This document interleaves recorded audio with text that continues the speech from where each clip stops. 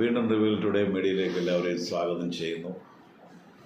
നാം ദൈവത്തെ ആരാധിക്കുമ്പോഴും നാം ദൈവത്തെ സ്തുതിക്കുമ്പോഴും നാം അറിയുന്നില്ല ശക്തി വ്യാപരിക്കുക. 149 സങ്കീർത്തനത്തിൽ എഴുതിയിരിക്കുന്നു, അവരുടെ വായിൽ ദൈവത്തിൻ്റെ പുകഴ്ചകളും കയ്യിൽ ഇരുവായുത്തരമുള്ള വാളും ഉണ്ടായിരിക്കട്ടെ, ജാതികൾക്ക് പ്രതികാരവും വംശങ്ങൾ ശിക്ഷ നടത്തണം. നമുക്കറിയാം, ഫിലിപ്പിയ കാരാഗൃഹത്തിൽ പൗലോസും ശീലാസും ദൈവത്തെ സ്തുതിക്കുമ്പോൾ, അവർ പാടി ആരാധിക്കുമ്പോൾ അതിൻ്റെ ശക്തി ദൈവം അവിടെ കാരാഗൃഹത്തിൻ്റെ അടിസ്ഥാനങ്ങൾ ഇളക്കി, ചെങ്കലകൾ അഴിഞ്ഞു.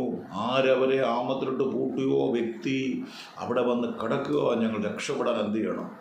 യഹോശബാത്ത് നമുക്കറിയാം, വലിയൊരു പ്രതികൂലം 3-4 രാജ്യങ്ങൾ തനിക്കെതിരെ നിൽക്കുമ്പോൾ താൻ ഉപയോഗിച്ച് പ്രാർത്ഥിച്ച് തന്നെ ആ ദൈവശബ്ദം കേട്ട് മുന്നേറുമ്പോൾ കാവൽപുര മുറ്റത്ത് ശത്രുവിൻ്റെ ശരീരങ്ങളെല്ലാം ശവങ്ങളായി മാറി.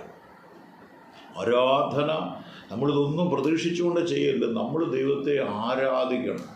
അവൻ ആരാധനയ്ക്ക് യോഗ്യനായതുകൊണ്ട്, സ്തുതിക്ക് യോഗ്യനായതുകൊണ്ട് നാം നമ്മുടെ ദൈവത്തെ സ്തുതിക്കുമ്പോൾ, ആരാധിക്കുമ്പോൾ ആക്ച്വലി എന്താ സംഭവിക്കുന്നറിയാമോ? ആമേൻ, ദൈവം അവൻ്റെ പ്രവൃത്തി ചെയ്യും. കാരണം നമ്മൾ ആരാധനയിൽ വിടുതലിന് വേണ്ടിയല്ല, നമ്മളവൻ യോഗ്യനായതുകൊണ്ട്. ഒന്നും കണ്ടാലും കണ്ടില്ലേലും പൗലോസും ശീലാസും അത്ഭുതം പ്രതീക്ഷിച്ചല്ല അവർ ചെയ്തത്. പതിവ് പോലെയാണ് അവർ എഴുതിയിട്ടുണ്ട്. അർദ്ധരാത്രിക്ക് അവർ ദൈവത്തെ പാടിച്ചത് അവർ പ്രതീക്ഷിച്ചുകൊണ്ടല്ല.